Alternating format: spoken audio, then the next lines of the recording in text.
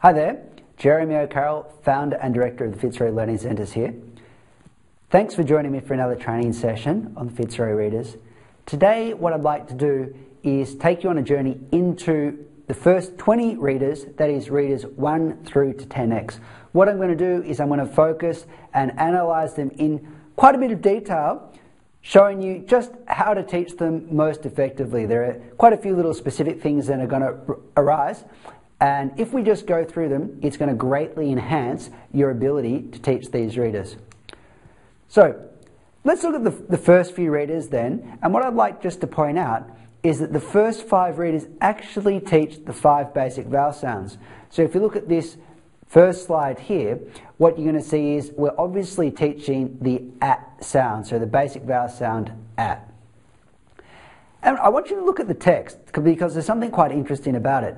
If you look carefully at the text, you'll see that almost every single word actually has an at sound in it. So it would almost be impossible to go through this reader and not have a very clear idea of the letter A and the sound it makes at. And so you can see how the text is fairly tight, or is very tightly controlled in a reader, at least a good phonics reader like our ones. We're not using, sounds which are unnecessary. We're focusing on one sound, we're drilling down, and we're making sure that by the end of the reader, the students have a very thorough understanding of this sound. Let's move on to the second reader. Now what basic vowel sound do you think it's teaching? You guessed it, the basic vowel sound I, as in p, I, g. Now again, look at the text and you'll see that almost all of the words are I words. Again, the vocabulary used, the choice of language has been very tightly controlled. Let's turn on to the third reader. And this one, as you can see, is teaching the basic vowel sound for the letter U, the A sound, as in h, a, g, the b, a, g. And again, there's a lot of words, a lot of A words, but not as many as before, not as many as the at words and the it words. But nevertheless, there's still a lot, so that by the end of the reader, you're going to have a fairly good grasp of the A sound. Here's the fourth reader, and this one, as you no doubt have guessed, is teaching the O sound, as in do, ot, and ot. Let's move on now to the fifth reader, and here we're teaching the final basic vowel sound, the et sound, as in v, et. Now, I want you to think about something for a moment. We've just gone through the 5 basic vowel sounds, but what is a little bit curious about the way we've taught them? Think about that for a moment. If you want, you can actually pause the video just to think about it a little bit longer. Okay, I hope you've either guessed it or paused the video and at least thought about it a little bit. Because what's very curious about the way we taught these 5 basic vowel sounds is that we haven't taught them in alphabetical order. You know, the vowels are usually recited A, E, I, O, U. A lot of people haven't even realised, but that's actually alphabetical order, and that's why we say them in those order. But we didn't just blindly follow alphabetical order in our own program. The reason is we always do things for a reason, and in our program, you know, we've always liked to move from easiest up to the hardest. So we get children to have a bit of confidence with the easy things. Once they gain a degree of competency, then they move on up to the harder levels. So the simplest vowel to actually work with and teach is the A, and that gives us the at sound. If you remember back to a fat cat, you'll remember that almost every word had an at sound in it. It was very easy to form these words, and they were simple words too. So that was the best place to begin. The it was the next easiest. There were a lot of it words, and from then on it got a little bit more difficult. There was quite a few ut words, but not as many. A reasonable amount of ot words, but the words were getting a little bit more complex. And then with the et words, there weren't as many, and often the vocabulary used was just a little bit more advanced. So that's why we did it in that order. We kind of tinkered with it, calibrated it, and came up with the most effective teaching order.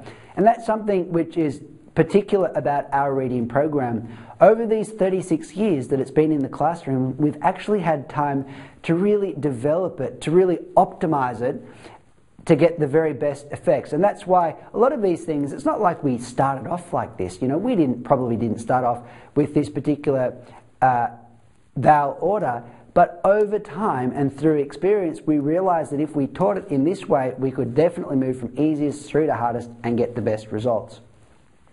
And in our program, there are a lot of little details just like this, and it's easy to miss them, but when they're all added together, they actually make a rather large difference. So as we move through these early readers, I'm going to be pointing out some of these unique features. Okay, now, I said in some of the previous videos that all of the readers actually have a workbook connected to them. So we've got readers set 1 to 10 here, and they have a workbook. So we've got different worksheets for all the readers. Now, it's critical that you go through them, because if you don't, as I've said before, you'll find that your students' written ability really lags behind their reading ability. Also, it's just a great way to prepare excuse me, for the reader you're about to do. Let's have a look at some of these sheets. And in the first one, what you're going to find is just a little exercise where we write some letters and we complete the words which are missing, or the letters which are missing.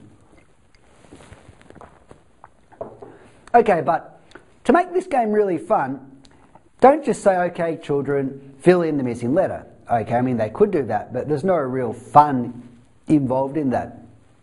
A much more entertaining way to do it is to play a little game. Play around with your students. So, for instance, you could say, hey, look at that. That's a cat. That's a cat. And they'll say, it's not a cat. You mean, what do you mean it's not a cat? They say, it's a cat. And you go, okay, well, let's look at the next one. Yes, it's an at. It's an at. And they'll look at it and they'll go, it's not an at. And you go, what do you mean it's not an at? It's an at, I'm sure it's an at. And they go, no, it's a hat. And so you just play these silly little games with them. And okay, they are a bit silly, but they make the whole process fun. So a game doesn't have to be, you know, hugely intelligent. It can just add a little bit of drama to the session, just do a little bit of theatrics, because they enliven a classroom. They enliven a class. So where you can, just turn things into little games, because the kids will have a lot more fun that way, and as a result they'll pay more attention and they'll learn more effectively. If you look at sheet 1D, you see that here we've got some practice just writing whole words. So you can see that even from the very first reader, we're getting kids to write. We're not saying, okay, let's wait a while and then after they've read, you know, a whole lot, we'll start getting them to write. No. We don't want that gap, as we mentioned, in ability between reading and writing to widen too far. So we get them writing straight away. If you look at the E-sheets 1E, you see that a pattern which is going to duplicate itself throughout all the readers, and that is that the E-sheets are always dedicated to word games and puzzles. What they often do is they're actually going to focus on the more difficult elements being taught in a reader. In general, these tend to be the special words. So again, they're just fun ways to play with words and language, but they're always going to be reinforcing what is being taught in the reader. The G-sheets for the early readers involve illustrations, drawing a picture of something and then writing a word to describe the picture. For instance, you could draw a picture of a cat and then you write a cat. Now, some of you might be thinking, well, that doesn't seem very academic. I'm not sure that that isn't a waste of time. Well, if you're thinking down those channels, you've got to remember one thing, that the human brain is comprised of two different hemispheres, left and the right side, left and right hemisphere. And what researchers found is that if you can sync the two, if you can unify them, then whole brain thinking results, and that whole brain thinking is at a totally different level. It's a much higher level than just one-sided thinking. Unfortunately, however, most people tend to be stuck more or less in one side of the brain. It's called lateralization of the brain. And this means that they're never quite firing on all cylinders. Their brain's working okay, but not as well as it could. Now, language, the written word, tends to be left brain. The left brain is your logical, analytical side of your brain. And the right hemisphere is involved in things like colour and space, and images and pictures. So if we can then use both language, written word, which will be left brain, and we use images, which are right brain, then we're going to create that kind of unity. And as a result, kids are actually going to perk up. You'll find that when you start involving and incorporating images and illustrations and stuff into classes, the kids get all excited. And we might think it's just because they enjoy writing, but on a scientific level, it's also in many ways because all of a sudden the whole brain lights up. And we feel very good when our whole brain is active. And children tend to learn a lot more effectively in that whole brain state. So actually, even though it does take a little bit of time to draw some pictures, overall it's going to reap us very great dividends. In other words, it's a good investment to make. Okay, next we're going to move on to a really critical thing to do with phonics, and that is that we really must train students in the art of comprehension. A while back, if we look historically at whole language, you'll see that one of the big criticisms they made was of phonics teaching was what they called barking at print. Now, what was barking at print? Barking at print was when students just sounded out word after word after the word in a sort of a robotic manner, but without actually comprehending what they were reading. It was like we're going and you're reading robotically, but you have no idea what you just read. Now, that obviously is no good because the sole reason for reading is comprehension. If you're not understanding what you're reading, then there's no point reading. So what we really need to do then with phonics is we need to train children to be able to do two things at the same time. On the one hand, they need to be able to read, and on the other hand, they need to be able to comprehend. And this really requires just a little bit of practice. So what we do throughout all of our readers is give comprehension questions. So every reader has a whole page of comprehension questions devoted to it. And in this way, after children read the reader, they go immediately to the comprehension, and they get kind of trained then. They get trained to pay attention to what they're reading because they know that in a little bit they're going to have comprehension questions. Now, the thing about these comprehension questions is if you want to train them, then you can't just let the students always refer back to the book to find the answers. That would be too easy. If they could always refer back to the book, it's a bit like us having phone numbers in a mobile phone. We never actually memorize the numbers because they're in the phone. If you can always refer back to the book, why even bother comprehending? Because you can just go back to the book to find answers. So don't let students just flip back to the book to find the answers for these comprehension questions. That is an absolute last resort. You want to train them in actually remembering. So if you want, prod them, give them a clue or two, but really stretch them until they start giving you the answers based on their memory and understanding of the story they've just read. And hopefully then, with a bit of training, as they progress deeper and deeper into the readers, then they're going to naturally start to comprehend simultaneously with reading. It's a little bit like learning to play the piano. At first you just learn with one hand and you move up and down playing the one hand, and then at a certain point students get taught to incorporate a second hand, and so then they play that. Now at first it's quite awkward. You feel like a sort of a drunken octopus, with your hands and fingers going here, there and everywhere. But after a while the brain learns to do two things simultaneously, and it's almost effortless for the good players. So make sure then that you're very diligent in getting students to do the comprehension questions after each reader. Now, comprehension in itself isn't a difficult art. It's just something that requires practice. It's not really as if you need to train students, not at least in a primary level, how to do comprehension. It's just enough to get their minds used to having comprehension questions, because if you do test them, then that part of the brain which understands things as they read will come alive, and they'll be able to answer successfully all the comprehension questions that you throw at them.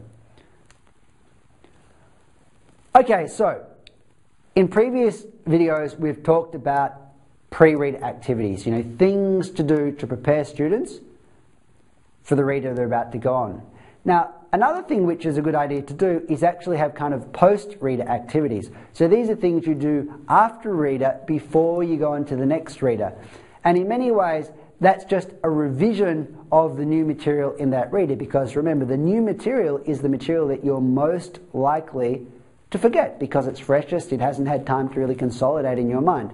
So it makes sense to review it at the end of the reader. So what sort of things do we need to review? Well, the new material was things like new words or new sounds being taught. We had special words which we needed to learn. And again, if with the new words, any words which, for whatever reason we just don't know. So we'll learn those are some of the main things to do.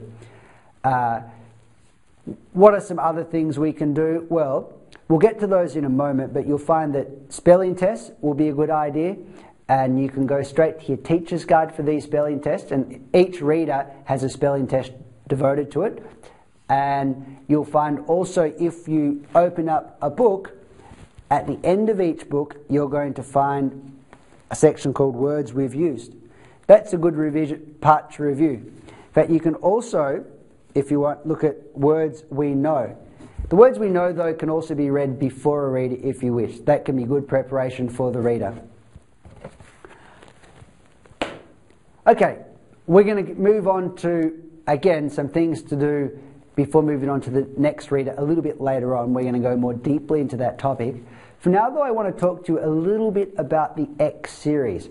Some of you might not know of the X series, and to be honest, originally we didn't have the X series. Originally we went 1 to 10, and then we went straight on to 11 through to 20.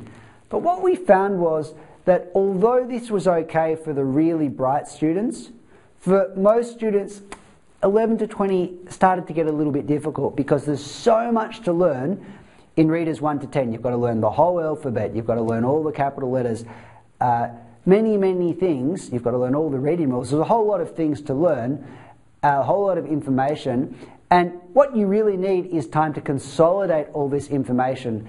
And so when we didn't have the X series, people rushed straight on to reader 11. All of a sudden the reading level jumped up because we're introducing things like digraphs, and at a certain point students started to find it a little bit difficult. And we know that once students start to find things difficult, they don't enjoy coming to class as much, their confidence drops, and before you know it, they don't want to study English.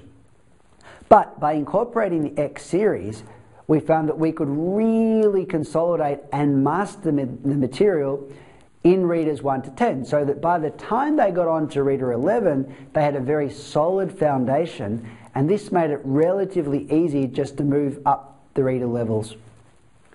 Okay, now, what can we say specifically about the X series? Well, firstly, it doesn't actually add new material in that there are no new sounds being taught. There's only about one new special word. But apart from that, everything is exactly the same. What we're really doing is we're just taking the letters and the sounds we've been taught and we're using them in new extended ways. So what you'll find in the X series is the words tend to be a little bit longer, but they're not using letters that we haven't already learned. They're not using these letter sounds we haven't been taught. They're just using more of them together. They're just extending what we've learned. You'll see how that works in a moment. For now, though, I'll just tell you when to introduce them, because some of you might be thinking, okay, X series sounds good. Shall I use it after I've gone 1 to 10? Well, the answer is no. And the reason that you wouldn't go all the way from 1 through to 10 and then back to 1X is because reader 10 is much more difficult than reader 1X. So that would be too big a sort of a drop back. So a much smarter way is really to go readers 1 through to 6, and then 1X through to 6X. You'll find that reader 7 is a fair bit harder than reader 6. There's almost like a natural gap. And so it's a good idea to go up to the end of reader 6, then you go back to reader 1. Now 1X happens to be actually be a fair bit more difficult than at least probably the first 4 readers. So there isn't so big a fall backwards, going from 6 back to 1. And then we can go up to reader 6X, and then when we get to 6X we jump over to 7 through to 10, then we go back to 7X through to 10X. Now that is going to be in your lesson plans, which you're all getting as part of the Fitzroy Learning Centre by being Fitzroy Learning Centre teachers. So you can really refer to that, but that's going to be the order you're going to do it, and that's the rationale. The rationale is to keep the degree of difficulty just gradually increasing without it falling too much back when we revert to the X series. Let's have a little look now at the X series and how it works. If we look at the back covers of Reader 1 and Reader 1X, you see that actually the material being taught is the same. The new sound for Reader 1 is A as in cat, and here we've said the old sound, because we've already come across it in Reader 1, is A as in cat for Reader 1X. What you do notice is we've got a picture of a capital A on the back cover, not much in that. But where it gets a little bit more significant for Reader 1X is we actually have this little two phrases down the bottom, Anne's tin and Mal's bat. Now, to be honest, in an ideal world, we wouldn't have put those two phrases. We wouldn't have put the possessive apostrophe, because we're certainly not teaching it at this stage. That's for way down the track when we get to more advanced grammar. So you might be asking, well, why have we got that possessive apostrophe in? Well, really, we did it almost out of necessity, because think about this. Reader 1 uses just 13 letters. Now, it's not very easy to write a story with just 13 letters. It's quite a challenge. Even harder, however, is to write a reader with 13 letters that focuses on the basic vowel sound A. So remember, if we go back to a fat cat, almost all of the words in it were at words. We've only used 13 letters, and we're just using words pretty well with at sounds. So it's almost a bit like writing a haiku. It's very constrained what we can do with it. Now, that was okay the first time round, but what's even harder than writing a story with 13 letters focusing on the basic vowel sound A is writing two stories doing the same thing. And that was really quite a difficult task. Now, the way we did it to still keep the story interesting was, in fact, by adding this possessive apostrophe. But when you get to it, you might, if you choose, you can say what it does, and children will probably look at it and say, hey, what does that little squiggly thing do? And you can explain that it's to do with ownership, etc., etc., but then just keep going. So they'll forget it straight away. It doesn't really matter. They don't need to use a possessive apostrophe, but when they get to it, it will make sense. So that's how we kind of overcome this slight difficulty of needing to use the possessive apostrophe. We just explain it, but we don't worry whether they forget the explanation, and we move on. Let's have a look at Reader 4X, because here you start to get a glimpse of the way we are using the same letters but in a more extended way. So look down the bottom of that page, we see some of the longer words like seven, swim, pond, frog, and cold. Now these words are longer than any words we've had at that same point in the first series 1 to 10. And so you can see just how we're taking the information we've already learned and we're just extending it in slightly new ways. Now the X series also has their very own word skill book.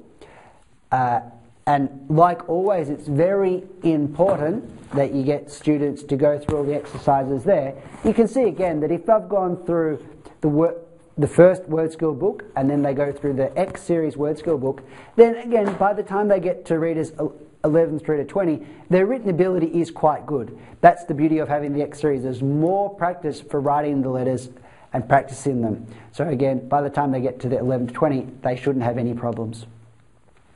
Take a look at Reader 7X and look at the text on it. You'll see it's getting thicker and thicker.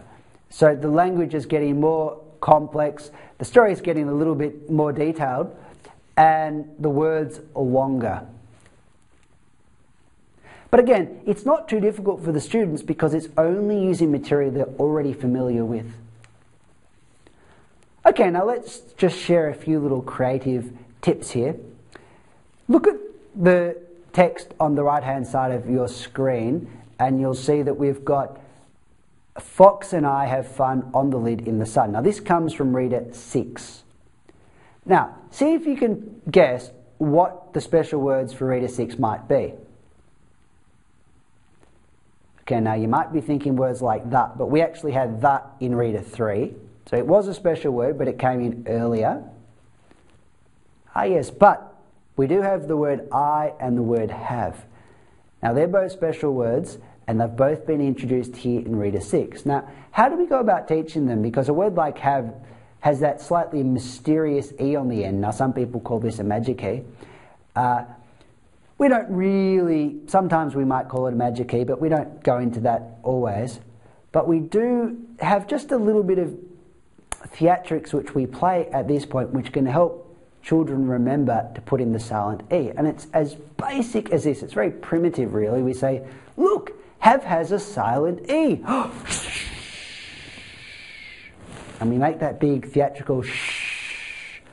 And the children are like, oh, what's going on? And they perk up and they really pay attention to the silent E. And that helps them to remember that have has a silent E. Now, of course, later on you might actually learn a rule like the English word can't end with a V, and that's why it needs to have an E tacked on to the end. That's a spelling rule, but at this point we just keep it very simple and just give them the treatment. Now what about I? What do you notice which is a little bit odd about the word I? Have you guessed it? It's that the word I is capitalized. When we have the word a by itself, we don't capitalize the word a, at least not unless it's at the start of a sentence. But I is always capitalized. Now, how can we get students to remember this? To do so, we can just get them to, we can just kind of tell them a little story. Now, the story is just fantasy, really. It's pure fiction. But a little fictional story is often a great way to get them to remember to capitalize. So a story might go something like this. When I is all alone, he sometimes gets a little bit afraid and he feels a bit scared. So he needs to grow up to be big and strong so that he can protect himself. Or another story might go, I's so thin that if he doesn't have anyone around him, he's going to fall over. So what he needs to do is grow big and grow some kind of legs almost to steady himself like this. So he grows up and he grows those little legs to steady himself when he's by himself, and that way he won't fall over. So again, there's no real precise grammar to any of this.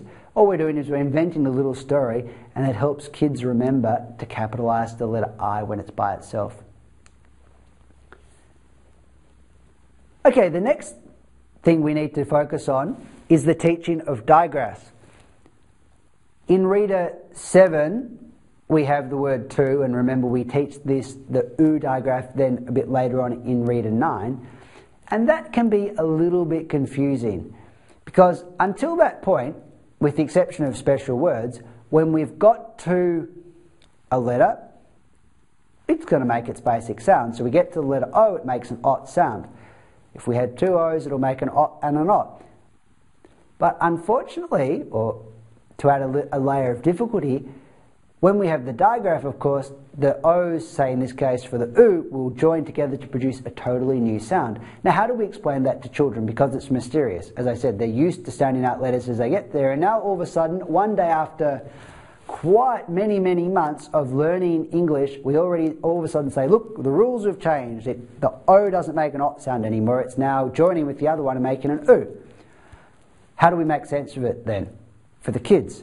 So one way we can do that is by doing what we call, or giving a lesson in cooking with letters.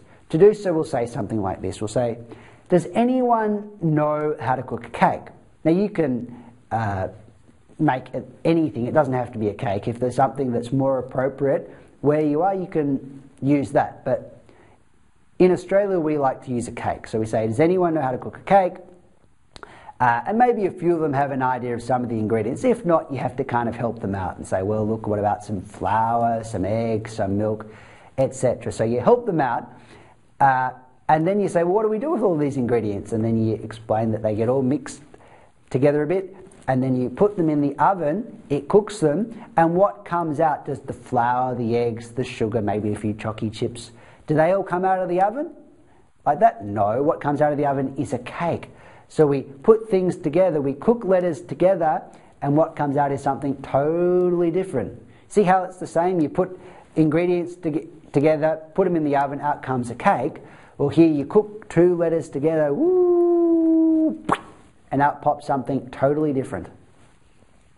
So if you explain things in this way, And often, remember, you're going to have to repeat your lessons with little kids, but explain it in this way and they're like, oh yeah, I can see how that happens with a cake, so well, maybe it could also happen with letters. And it makes a bit of sense, because otherwise you're suddenly going from letters always making a particular sound to suddenly changing that, and it would be quite confusing.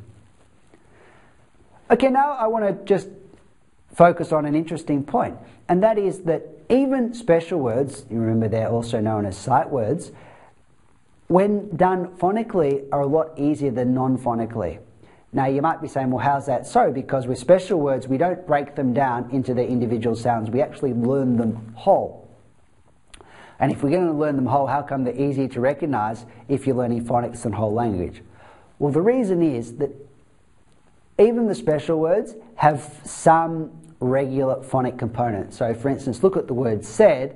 Well, the AI in the middle of said is odd, you know, no questions about that. But the S at the start and the D at the end, they're totally irregular. So if you've learnt phonics, you can look at that, and these are going to be like memory triggers. You'll see the S, you'll see the D, and you got this, and that will help you remember, that's said. Whereas if you were studying with whole language, you would never, at least pure whole language, you'd never even break the word down into its individual letters, which means you don't learn to recognise the letters particularly, and so there's no sort of memory aids to special words. You just have to memorise it whole and hope that you don't forget it.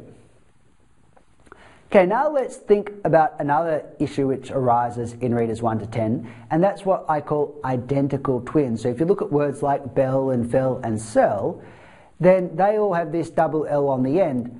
But what's interesting when we read this is that we actually don't say the second L. We just say the ul sound once. We don't say it b, e, ul. That would be ridiculous. We just say it once. So what we actually learn is that when you've got here what we call identical twins, so two of the same consonant put together, then you just say it once. Now, how do you get kids to remember this? Well, again, you've got to invent a little story. And it doesn't have to be a great story. It could be as simple as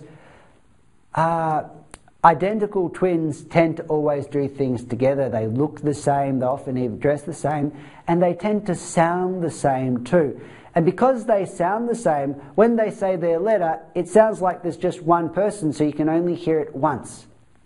Now, that isn't necessarily the greatest story you could invent. I'm sure you can actually do even better. But the point is, we've just made sense of the fact that when you have a double consonant, you only say it a single time. Just by the simple little story of identical twins. You see what we've done? We've explained it in a way that children can understand and remember. Finally, let's have a look at what we call twins. And twins are C and K. Now that's quite common in English words like sock and back and duck.